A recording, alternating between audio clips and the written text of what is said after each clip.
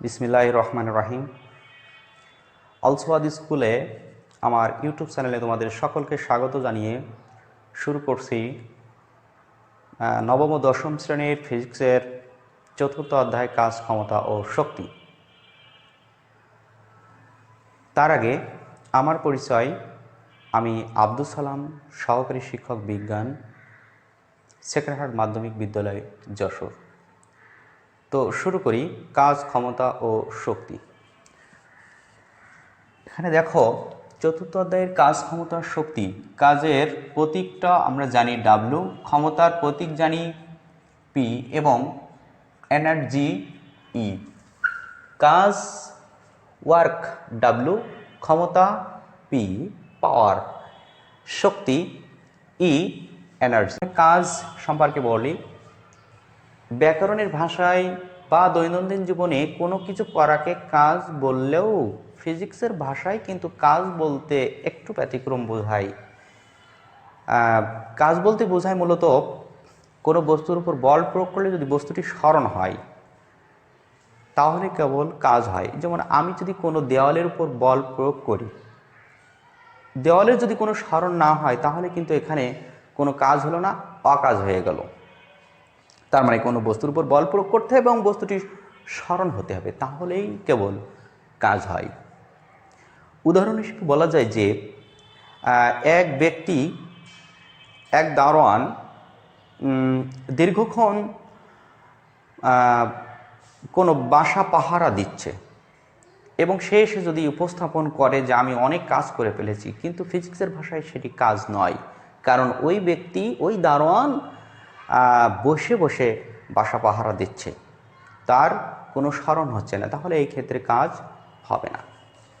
তাহলে কাজের যে সমীকরণটি আমরা জানি W=Fs, তার আগে তোমাদের একটা পরামর্শ বা অনুরোধ যে তোমরা যখন বিজ্ঞানের ক্লাসগুলো দেখো তখন একটু মনোযোগ হয়ে বোঝার চেষ্টা করো, ভাবতে থাকো। প্রকৃতির কোনো উদাহরণ নিয়ে তোমরা, বাস্তবের কোনো উদাহরণ নিয়ে তোমরা বোঝার চেষ্টা করো। তা দেখো, W=Fs, ফিজিক্সের সমীকরণের উপর গুরুত্ব বেশি দিতে হবে। সমীকরণ যত বেশি তুমি জানতে পারবা, সমীকরণ থেকে তুমি সংজ্ঞা বলতে পারবা, একক নির্ণয় করতে পারবা, মাত্রা নির্ণয় করতে পারবে। এই জন্য ফিজিক্সের সমীকরণের উপর একটু জোর দিতে হবে। তাহলে কাজ আমরা জানি যে বল এবং সরণের গুণফল। আমি কোনো বস্তুর উপর বল প্রয়োগ করছি কিন্তু বস্তুটি সরণ হচ্ছে না, মানে W=Fs, এটা তো জানি। আমি বল প্রয়োগ করছি কোনো বস্তুর উপর, মনে করো যে আমি 100 নিউটন বল দিলাম কিন্তু সরণ 0, সরণ হলো না, তাহলে কিন্তু কাজ হলো না, কাজ হয়নি। ঠিক তেমনই যে কাজ হতে হলে বল এবং বল প্রয়োগ করতে হবে প্লাস বস্তুটি সরণ হতে হবে, তাহলে আমরা লিখব W=Fs।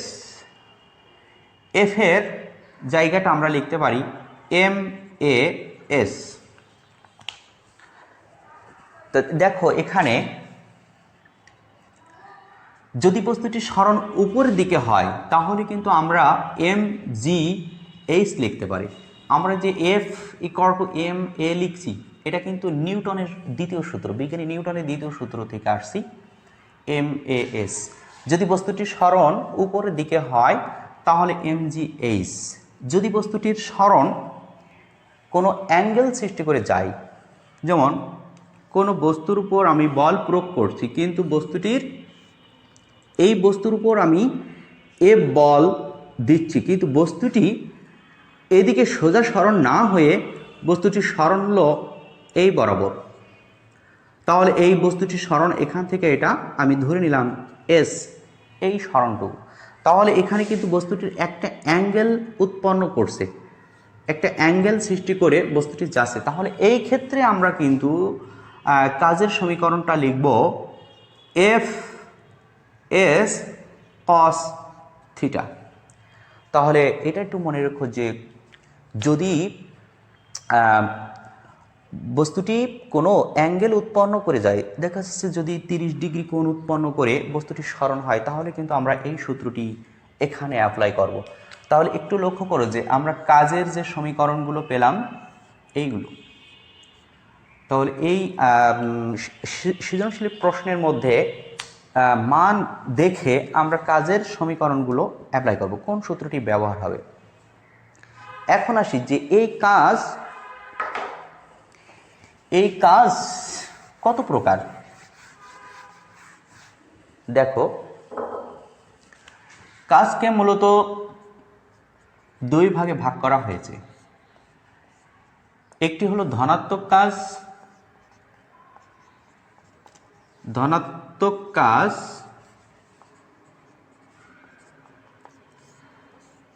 আরেকটি হলো ঋণাত্মক কাজ।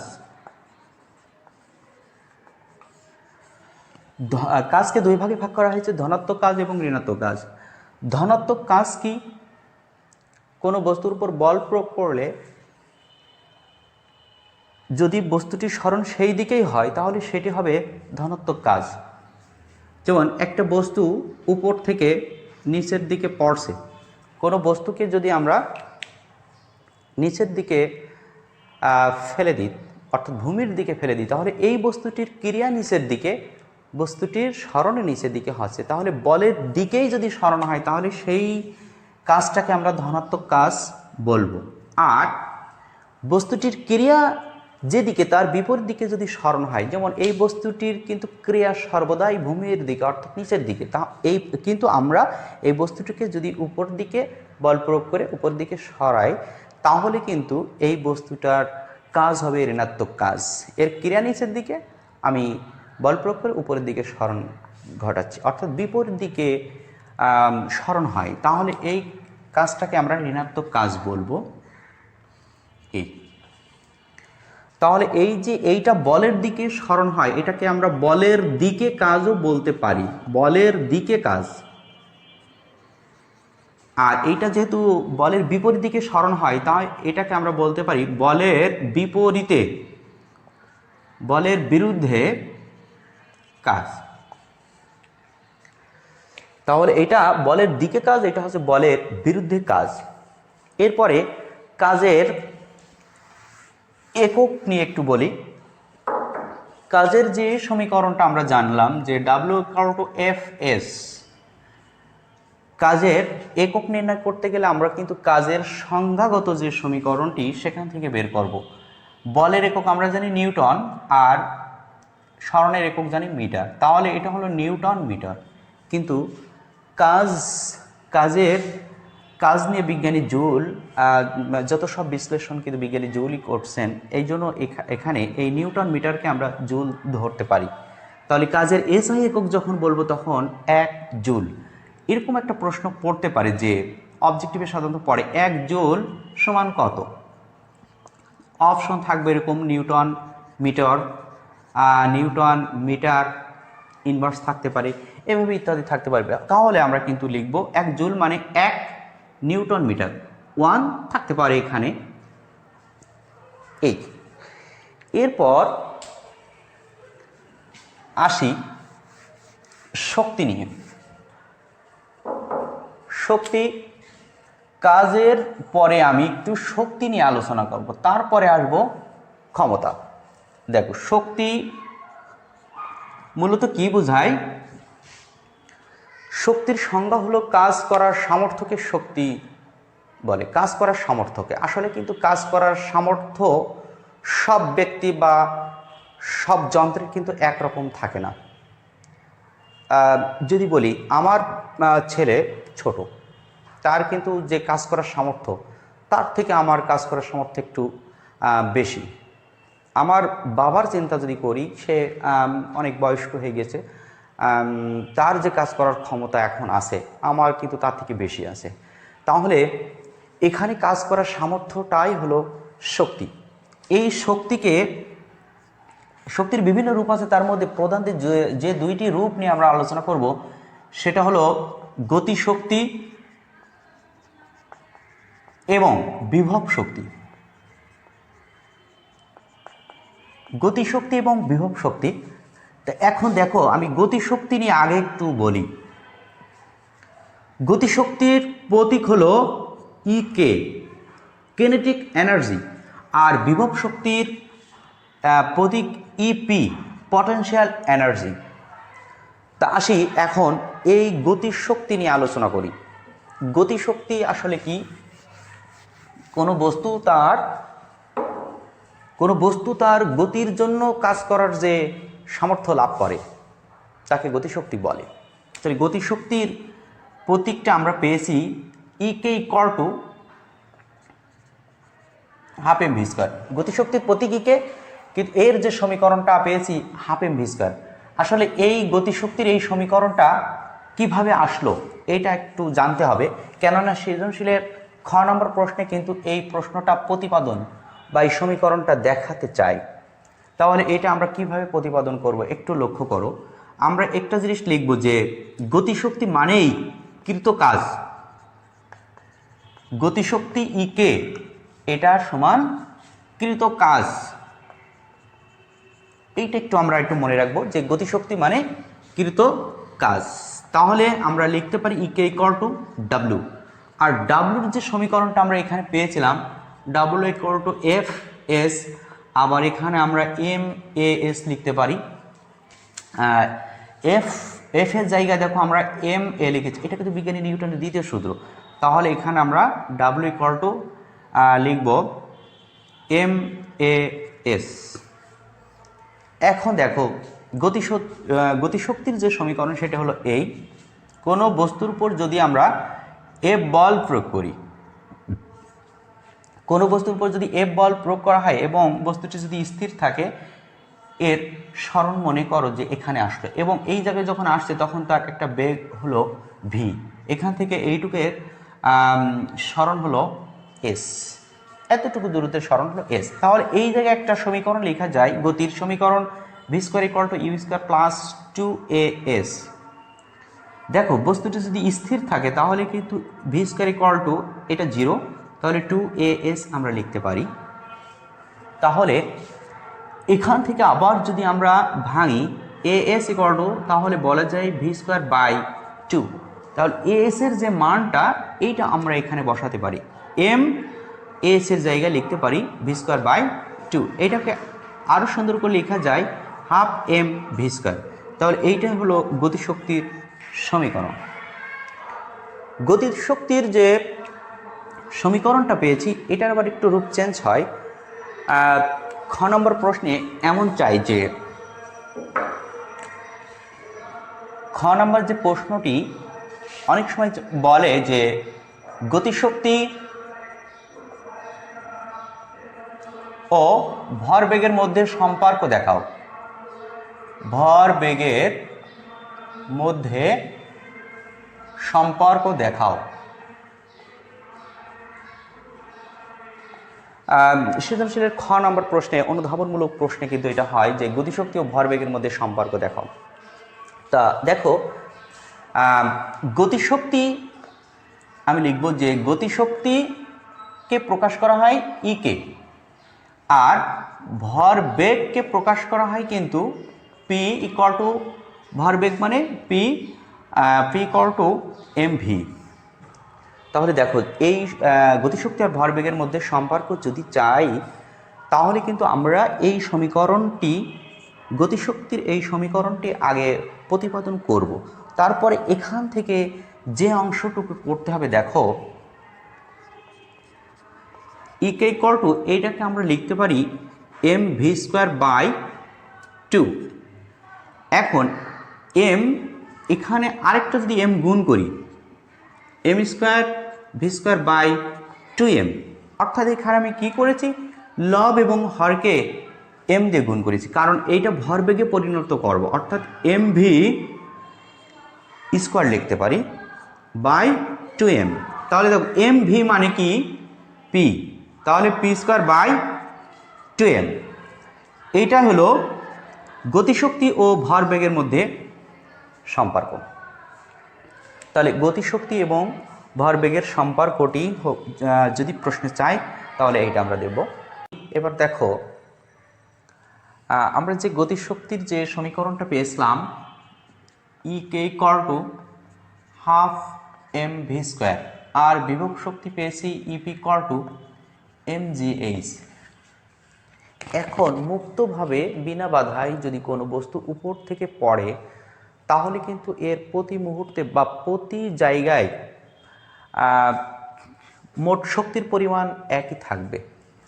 মুক্তভাবে পড়ন্ত বস্তুর ক্ষেত্রে একটা চিত্র দেখো, এখানে এ অবস্থানে একটা বস্তু আছে, এই বস্তুটির ভর m, এ থেকে বস্তুটা যখন নিচেই পড়ছে তখন এ বিন্দুতে আমরা মোট শক্তি হিসাব করব, বি বিন্দুতে মোট শক্তি হিসাব করব, সি বিন্দুতে মোট শক্তি হিসাব করব। তবে এখানে শক্তির সংরক্ষণশীলতার নীতি মেনে চলে, অর্থাৎ এ বিন্দু, বি বিন্দু এবং সি বিন্দুতে মোট শক্তির মান কিন্তু একই থাকবে। তা সেটা আমরা এখানে জাস্টিফাই করে দেখব।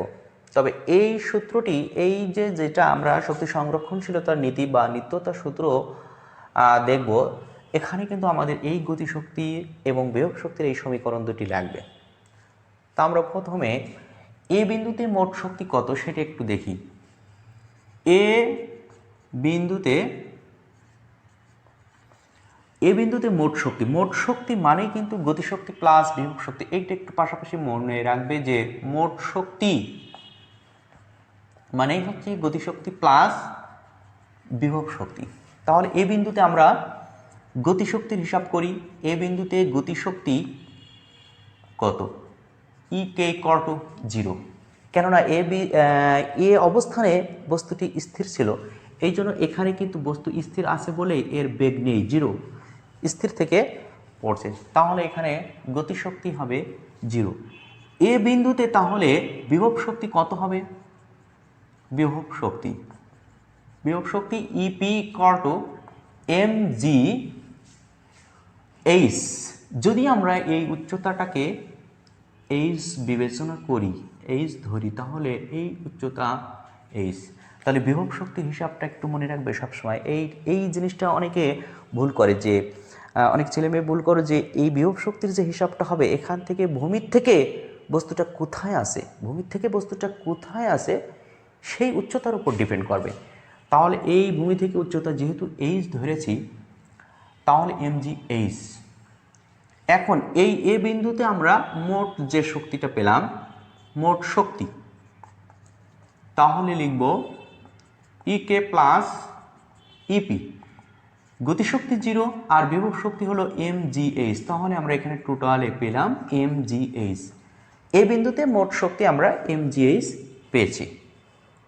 এখন বি বিন্দুতে হিসাব করি। বি বিন্দুতে প্রথমে গতিশক্তির হিসাব করি। বি বিন্দুতে গতিশক্তি, তবে আরেকটা জিনিস চিন্তা করব, যখন আমরা বি বিন্দুর হিসাব করব তখন এই দূরত্বটা আমরা ধরে নিলাম x। এই দূরত্বটা যদি x হয় তাহলে টোটাল দূরত্ব যেহেতু h, তাহলে এইটা হবে h মাইনাস x। এই দূরত্বটা হবে h মাইনাস x। এখন দেখো বি বিন্দুতে যখন গতিশক্তি হিসাব করব, সূত্র আমরা জানি যে E K equal to half M V square. V square মানে এখানে এই বি বিন্দুতে যখন বস্তুটা উপর থেকে নিচে আসবে তখন বি বিন্দুতে আসলে বেগ কত হবে? তাহলে এই বেগের একটু হিসাব দেখো। বেগের সূত্রটা আমরা গতির সমীকরণ থেকে পাবো যে V square equal to U square plus 2ax। এর পরিবর্তে আমরা দেব জি। কেন? কারণ এটা উপর থেকে নিচেই পড়ছে, তাই জি। ইউ 0, কেননা স্থির থেকে পড়ছে, তাহলে ভি স্কোয়ার ইকুয়াল টু, এইটা যদি 0 হয় 2gx লিখবো আমরা এখানে। তাহলে ভি স্কোয়ারের জায়গায় আমরা লিখব হাফ এম, ভি স্কোয়ারের জায়গায় লিখব 2gx। দেখো লক্ষ্য করে যে 2 কাটবে, তাহলে mgx। এখানে বি বিন্দুতে আমরা গতিশক্তি পেয়েছি mgx।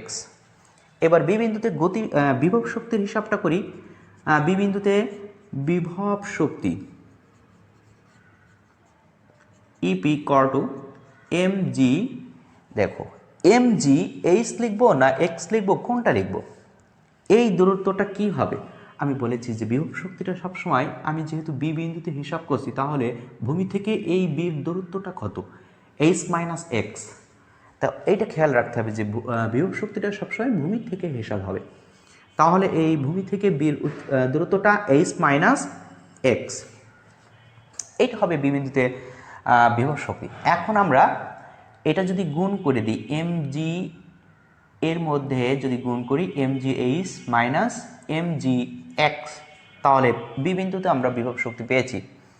এখন এই বি বিন্দুতে আমরা মোট যে শক্তিটা পাচ্ছি, মোট শক্তি ইকে প্লাস ইপি, তাহলে ইকে জায়গায় লিখব mgx আর ইপির জায়গায় লিখব mgh মাইনাস mgx। লক্ষ্য করো mgx কাটবে, তাহলে কিন্তু আমরা এখানে পাচ্ছি mgh। তাহলে একটা জিনিস দেখো যে বি বিন্দুতে আমরা যে মোট শক্তিটা পেয়েছিলাম, বি বিন্দুতে যে মোট শক্তি পেয়েছি এ বিন্দুতেও সেই মোট শক্তিটাই থাকছে। এখন সি বিন্দুটার হিসাব আমি এখানে দেখাচ্ছি। সি বিন্দুতে কত মোট শক্তি হচ্ছে দেখো, সি বিন্দুতে গতিশক্তি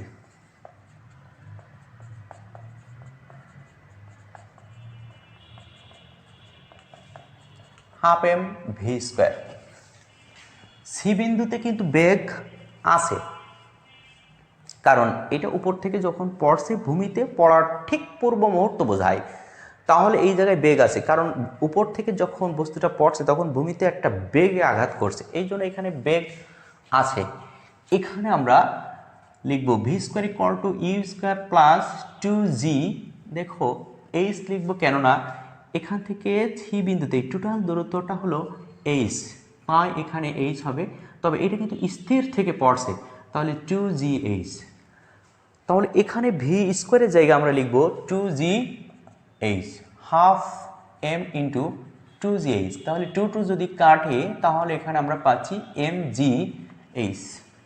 তাহলে সি বিন্দুতে আমরা গতিশক্তি পেয়েছি mgh। সি বিন্দুতে বিভব শক্তি হিসাব করি, বিভব শক্তি ইপি টু কত। সি বিন্দু যেহেতু এটা ভূমিতে, তাহলে সি বিন্দুর আমি যে বিভব শক্তির যে সূত্রটা দেব mgh, আসলে তো ভূমির থেকে এই সি বিন্দুর তো দূরত্বটাই নেই, তাহলে এখানে এইচ এর পরিবর্তে আমরা 0 লিখব, তার মানে সি বিন্দুতে বিভব শক্তি নেই। এখন সি বিন্দুতে মোট শক্তি আমরা পাচ্ছি, মোট শক্তি ইকে প্লাস ইপি, তাহলে ইকের মান পেয়েছিলাম mgh আর বিভব শক্তি 0, তার মানে mgh। তাহলে তোমরা একটু লক্ষ্য করে দেখো যে এ বিন্দুতে আমরা যে শক্তিটা পেয়েছিলাম সেটা মুছে দিয়েছি। এ বিন্দুতে মোট শক্তি যেটা ছিল mgh, বি বিন্দুতেও মোট শক্তি mgh, আর সি বিন্দুতে আমরা এই মোট শক্তি mgh পেয়েছি। তবে তোমাদের এখানে যে সৃজনশীলের মধ্যে যে ধরনের প্রশ্ন এখানে আসে সেই আইটেমগুলোই কিন্তু আমরা দেখেছি। এরপরে আমি ক্ষমতা নিয়ে আলোচনা করব। এবার ক্ষমতা নিয়ে একটু বলি। ক্ষমতা কি? কোনো ব্যক্তি বা বস্তু বা কোনো যন্ত্র একক সময়ে যে কাজ করলো তার পরিমাপকে ক্ষমতা বলে। ক্ষমতার সমীকরণটি হলো পি সমান ডাব্লিউ বাই টি। তাহলে এখানে একটু লক্ষ্য করো যে পি সমান ডাব্লিউ বাই টি কাজের হারকে ক্ষমতা বলে। তাহলে ক্ষমতার সহজ এবং সস্তা যে সংজ্ঞাটি সেটি আমরা বলতে পারি যে কাজের হারকে ক্ষমতা বলে। তা ক্ষমতা নিয়ে একটু বিস্তারিত একটু বলি যে মনে করি কোনো একটা 4 বা 5 তলা বিল্ডিংয়ে একটা পানি ট্যাঙ্কি আছে। এই পানি ট্যাঙ্কিটি আমি পূর্ণ করতে চাই। তাহলে আমরা যদি বালতিতে করে এক এক করে ছোট বালতিতে করে পানি দ্বারা পূর্ণ করি তাহলে কিন্তু সময় বেশি লাগবে। আর এই ট্যাঙ্কিটি যদি কোনো মোটর দ্বারা পূর্ণ করি তাহলে কিন্তু অল্প সময় লাগবে। তাহলে এই কাজটা করতে মোটর দ্বারা করলে সময় কম লাগছে, এবং আমরা যদি বালতিতে করে এই ট্যাঙ্কিটা পূর্ণ করি তাহলে কিন্তু সময় বেশি লাগছে। তাহলে একটা জিনিস কি যে এই যে কত দ্রুত এবং কত ধীরে করা হলো তার পরিমাপটাই হবে ক্ষমতা। ক্ষমতার সমীকরণে আমি একটু এটা বোঝাই দিই। দেখো ক্ষমতা পি ডাব্লিউ বাই টি, আমি একটা নির্দিষ্ট কাজ করছি কিন্তু যদি সময় বেশি লাগে, একটা নির্দিষ্ট কাজ করতে আমার সময় যদি বেশি লাগে, তার মানে বুঝবো যে আমার ক্ষমতাটা কম। সে আমি হতে পারি বা কোনো যন্ত্র হতে পারে। যন্ত্রটি যদি কাজ করতে বেশি সময় নেয় তাহলে সেই যন্ত্রের ক্ষমতাটা কম বুঝবো। আবার যদি সময় কম লাগে, যদি ওই কাজটা করতে, ওই নির্দিষ্ট কাজটি করতে যদি কম সময় লাগে, তাহলে বুঝতে হবে যে সেই যন্ত্রের ক্ষমতাটা বেশি। তাহলে ক্ষমতার সমীকরণ দিয়ে আমরা বুঝলাম যে আসলে সময়ের উপর কিছু কাজটা যদি নির্দিষ্ট থাকে তাহলে কিন্তু এখানে সময়ের উপর ডিপেন্ড করে।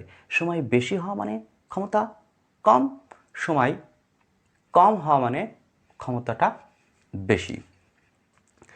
তাহলে আরেকটি গাণিতিক উদাহরণ দেখো, যে মনে করি যে এখানে একটা পানির ট্যাঙ্কি আছে, ধরে নিচ্ছি এখানে একটা পানির ট্যাঙ্কি আছে, এখানে 500 লিটার পানি ধরে।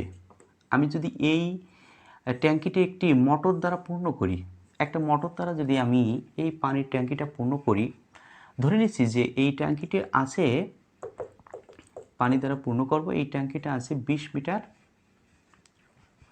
উচ্চতায়। যদি এই ট্যাঙ্কিটা ভরতে সময় লাগে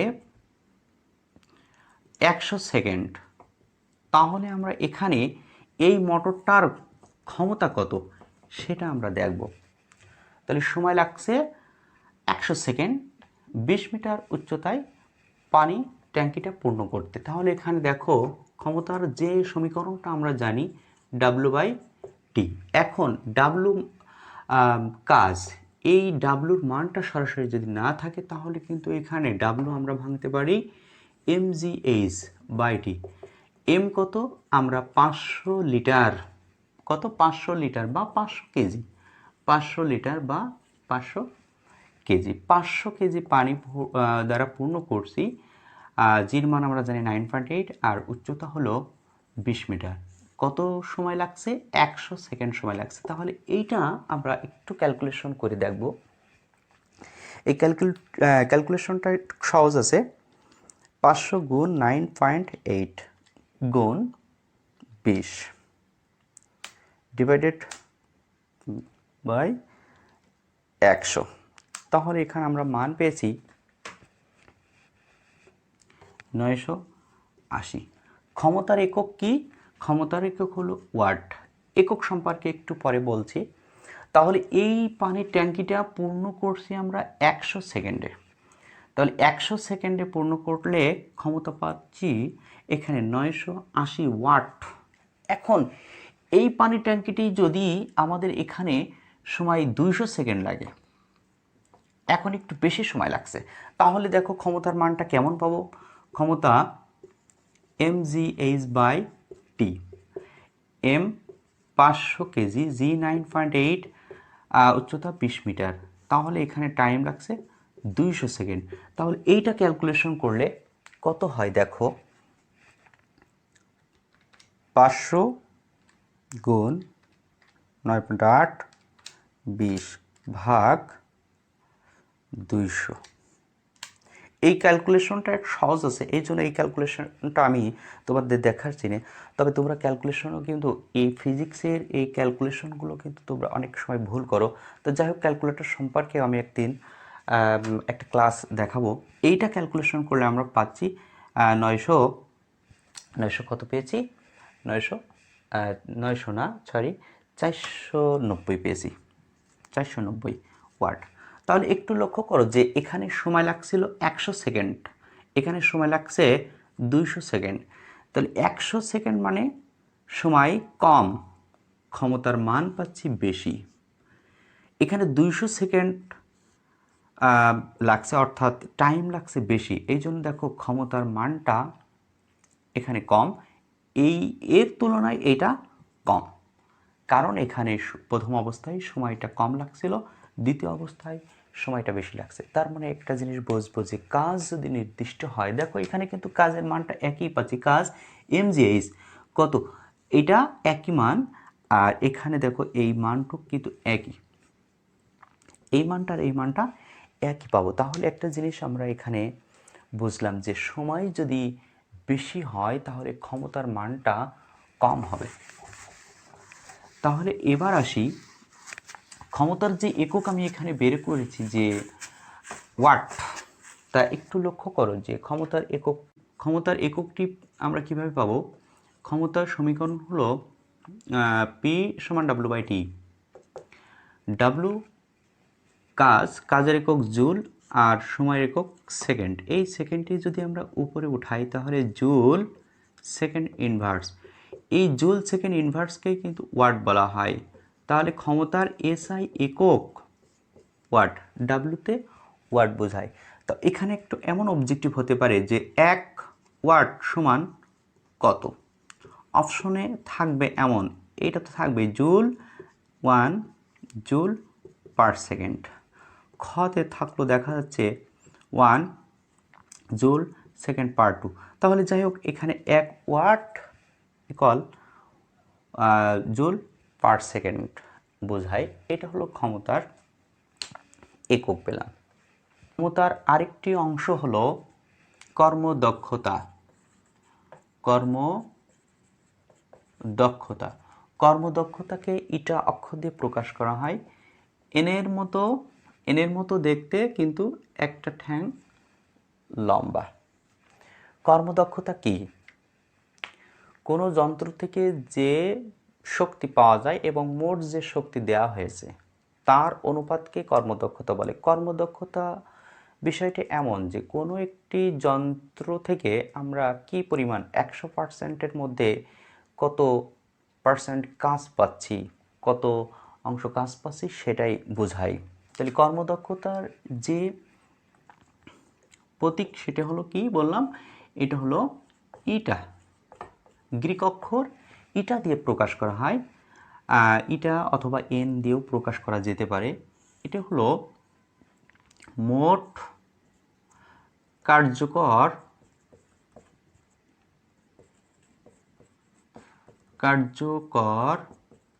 শক্তি। আর এক কথায় এখানে বলা যেতে পারে যে কার্যকর শক্তি, এটা কার্যকর শক্তি আর এটা মোট প্রদত্ত শক্তি। মোট প্রদত্ত শক্তি। তাহলে কর্মদক্ষতার সংজ্ঞাটি এটা বলবো যে কার্যকর শক্তি এবং মোট প্রদত্ত শক্তির অনুপাতকে কর্মদক্ষতা বলে। তাহলে কর্মদক্ষতার প্রতীকের মাধ্যমে যদি লিখি, কার্যকর শক্তিকে আমরা ডাব্লিউ প্রাইম দিয়ে প্রকাশ করব আর মোট প্রদত্ত শক্তিকে ডাব্লিউ। আর যেহেতু কর্মদক্ষতাকে আমরা পার্সেন্টেজে রাখবো, অর্থাৎ 100%-এর মধ্যে কত পার্সেন্ট কাজ করছে, তাই এটাকে আমরা এইভাবে লিখব। তবে একটা জিনিস মনে রাখবো যে এই চ্যাপ্টারে চতুর্থ অধ্যায়ের মধ্যে এখানে দুইটা আইটেমের সৃজনশীল বেশি পড়ে। একটা হলো পড়ন্ত বিনা বাধায় পড়ন্ত বস্তুর ক্ষেত্রে, আরেকটি হলো এই কর্মদক্ষতা, মোটর বা কোনো পাম্প, কোনো যন্ত্রের সাহায্যে কোনো পানিপূর্ণ ট্যাঙ্কি উঠানো হচ্ছে, কত সময় লাগছে বা এই মোটরটির কর্মদক্ষতা কত ইত্যাদি। তা এই কর্মদক্ষতা সংক্রান্ত একটি গাণিতিক টার্ম দেখো এখানে আমি কর্মদক্ষতা সংক্রান্ত একটি গাণিতিক সমস্যা লিখেছি। অঙ্কটি হলো 2 কিলোওয়াট ক্ষমতার একটি মোটর 30 মিটার উচ্চতার একটি 800 লিটার পানির ট্যাঙ্কি 10 মিনিটে পূর্ণ করে। মোটরটির কর্মদক্ষতা নির্ণয় করো। আমরা কর্মদক্ষতা এই মোটরটির দেখব কর্মদক্ষতা কত। যদি কর্মদক্ষতা 50%-এর কম হয়, 10%, 20% এমন যদি আসে, তাহলে আমরা বুঝবো যে এই মোটরটি খুব একটা ভালো না। যদি 50%-এর উপরে আসে মানটা, তাহলে আমরা বুঝবো যে মোটরটি মোটামুটি ভালো। তাহলে আসি, আমরা দেখি যে কর্মদক্ষতা এই মোটরটির কত হয়। তা দেখো এখানে কর্মদক্ষতার দুইটি সূত্র। আমরা পূর্বে যেটা লিখেছিলাম যে শক্তি সংজ্ঞা বলেছিলাম যে কার্যকর শক্তি এবং মোট প্রদত্ত শক্তির অনুপাতকে কর্মদক্ষতা বলে। আসলে কিন্তু কর্মদক্ষতার সংজ্ঞাটি ক্ষমতা দিয়েও প্রকাশ করা হয়। কার্যকর ক্ষমতা এবং মোট প্রদত্ত ক্ষমতার অনুপাতকেই কর্মদক্ষতা বলে। তাহলে কর্মদক্ষতার সূত্রর এখানে সাধারণত দুইটি পাওয়া যায়। একটি হলো শক্তি, এটা হচ্ছে শক্তি প্রকাশ করে, আর এখানে এটা হলো ক্ষমতা। তবে প্রাইম দিয়ে আমি বোঝাচ্ছি কিন্তু এখানে কার্যকর ক্ষমতা, এটা হচ্ছে মোট প্রদত্ত ক্ষমতা। এটা চেঞ্জ করা যেতে পারে, এটাকে আমরা পি দিব, এটা আমরা পি প্রাইম ব্যবহার করতে পারি, এটা আমি ডাব্লিউ দিব, এটা ডাব্লিউ প্রাইম ইউজ করতে পারো, সমস্যা নেই। এখন এখানে যেহেতু ক্ষমতার বিষয়ে দেওয়া আছে, তাহলে আমরা এই সূত্রটি অ্যাপ্লাই করব। তাহলে এখানে দেখো যে মোটরটির যে ক্ষমতা, নিজস্ব যে ক্ষমতাটা সেটা দেওয়া আছে 2 কিলোওয়াট। কিলোকে যদি আমরা কিলোওয়াটকে ওয়াটে করি তাহলে 1000 দিয়ে গুণ করতে হয়। তাহলে 2 কিলোওয়াটে 2000 ওয়াট। এরপর এই মোটরটি কত উচ্চতায় উঠাচ্ছে? 30 মিটার উচ্চতায় পানি উঠাচ্ছে। এখন যে পানি ট্যাঙ্কিটি উঠাচ্ছে তাতে কত লিটার পানি ধরে?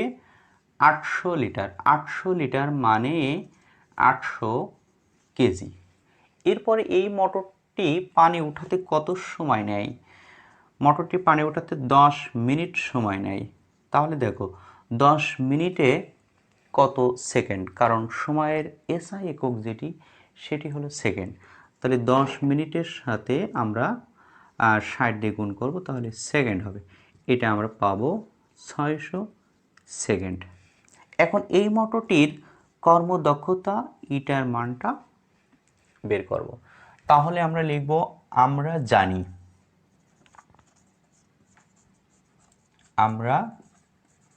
জানি eta equal to P prime by P গুণ 100%। এখন দেখো এই পি প্রাইম মানে M G H by T আমরা এর আগে জেনেছি। ক্ষমতার সূত্রটি আমরা জেনেছিলাম, ক্ষমতা ডাব্লু বাই টি। ডাব্লুকে আবার যদি আমরা ভাঙি তাহলে এম জি এইচ বাই টি হয়। তাহলে কিন্তু এখানে আমরা পি প্রাইম আমরা লিখতে পারি এম জি এইচ। আর এটা যেহেতু মোট প্রদত্ত ক্ষমতা, এইটা মোটরের মোট প্রদত্ত ক্ষমতার মানটা দেওয়া আছে 2000। তাহলে এখানে আমি পরের লাইনে মান বসাবো, এখানে 100%। তাহলে দেখো এটা ক্যালকুলেশন করলে এই টিটা নিচেই চলে আসবে, M G H by P T গুণ 100%। এখন এখানে মান বসাইয়ে দিই। এম এর মান কত? 800 কেজি। জির মান আমরা জানি 9.8, এইচ এর মান 30 বাই পির মানটা কত? 2000, সময় কত? 600 সেকেন্ড। এখানে 100%। এই ক্যালকুলেশনটা আমরা কিভাবে করব দেখো, 800 গুণ 9.8 গুণ 30 গুণ 100, এই উপরের অংশটি আমরা গুণ করব, তারপরে ভাগ। তাহলে এইটা আমরা ক্যালকুলেশন করি, দেখো 800 গুণ 9.8 গুণ 30 গুণ 100 ভাগ। আচ্ছা, ভাগ যখন করব তখন নিচে যেহেতু দুইটা অংশ আছে, তখন কিন্তু আমরা ক্যালকুলেটরের ফার্স্ট ব্র্যাকেটটা দিব, দিয়ে 2000 গুণ 600 ব্র্যাকেট ক্লোজ। তাহলে এখানে আমরা মান পাচ্ছি 19.6%। তাহলে এখন তুমি নিজেই দেখো যে এই মোটরটি কেমন, একটু বিবেচনা করো। 19.6% এর কর্মদক্ষতা, তার মানে কিন্তু এই মোটরটি খুব একটা ভালো মোটর না। তো যাই হোক, তাহলে এখানে কর্মদক্ষতা সংক্রান্ত এখানে কিন্তু চতুর্থ অধ্যায়ের উপর থেকে যে সমস্ত সৃজনশীলগুলো আসে তার মধ্যে কিন্তু মোটর সাইডটা সবচেয়ে বেশি গুরুত্বপূর্ণ। এখানে দুইটা আইটেমের সৃজনশীল বেশি পড়ে, একটি হলো মোটর সংক্রান্ত, আর একটি হলো পড়ন্ত বস্তু সংক্রান্ত। তারপরে বলি এই অধ্যায়ের উপর আমরা মোটর বা কর্মদক্ষতা সংক্রান্ত মোটর পাম্প, ইঞ্জিন, যন্ত্র এই ধরনের কথা থাকবে। আর পড়ন্ত বস্তু, উপর থেকে একটা বস্তু পড়ছে, কোথায় বিভব শক্তি গতিশক্তির দ্বিগুণ অথবা শক্তির সংরক্ষণশীলতার নীতি মেনে চলে কিনা। আর বাকি যে অংশগুলো আছে এখানে এই অধ্যায়ে সেগুলো হচ্ছে থিওরিক্যাল বিষয় এবং সেগুলো সহজ বিষয়। শক্তি রূপান্তর এইগুলো তোমরা নিশ্চয়ই এগুলো থিওরিক্যাল দেখলেই বুঝতে পারবে, পড়লে বুঝতে পারবে আশা করছি। আর এই অধ্যায়ের উপর যে গাণিতিক যেগুলো আসে সৃজনশীলের মধ্যে যেগুলো সমস্যা হতে পারে সেই আইটেমই এখানে আমি দেখিয়েছি। আর এর পরবর্তী ক্লাসে আমি এই চতুর্থ অধ্যায়ের অর্থাৎ কাজ, ক্ষমতা, শক্তি এই বিষয়ের সৃজনশীল নিয়ে আমি ক্লাস দেখাবো। তা তোমরা এই ক্লাসগুলো একটু মনোযোগ দিয়ে দেখো এবং চিন্তা করো, ভাবো, আর সাথে লাইক বা সাবস্ক্রাইব করো। আর পরবর্তী ক্লাসে আমি তোমাদের সৃজনশীল নিয়ে আলোচনা করব। খুদা হাফেজ।